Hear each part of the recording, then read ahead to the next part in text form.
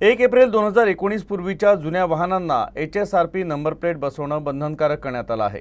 असं असलं तरी याकडे वाहनधारकांकडूनच कानाडोळा केला जात असल्याचं दिसून येत आहे। भंडारा जिल्ह्यात देखील याबाबत अजूनही अल्प प्रतिसाद मिळत आहे।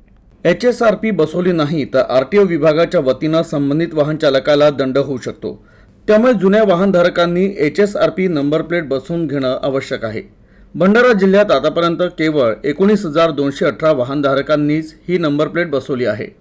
उपप्रादेशिक परिवहन विभागाकडे 1 एप्रिल 2019 पर्यंत 2,62,243 वाहनांची नोंद आहे।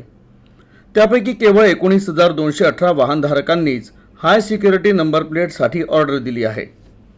वाहन चोरीची संख्या वाढत चालली आहे, तसंच चोरीची वाहनं गुन्ह्यांसाठी वापरली जाऊ शकतात।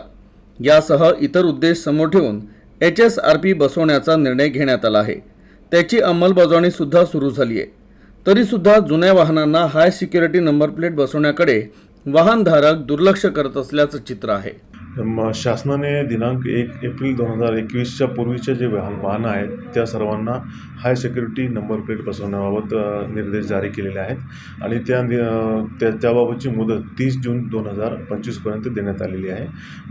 भंडारा जिल्ह्यामध्ये त्या तारखेपूर्वीची जी वाहने आहेत त्यांची संख्या आहे 2,62,243।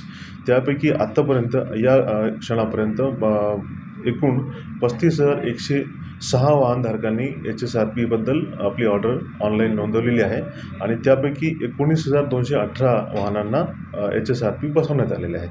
ही संख्या एकूण वाहनांच्या तुलनेमध्ये कमी आहे, तरी याबाबत आपण जनजागृतीचे प्रयत्न करत आहोत।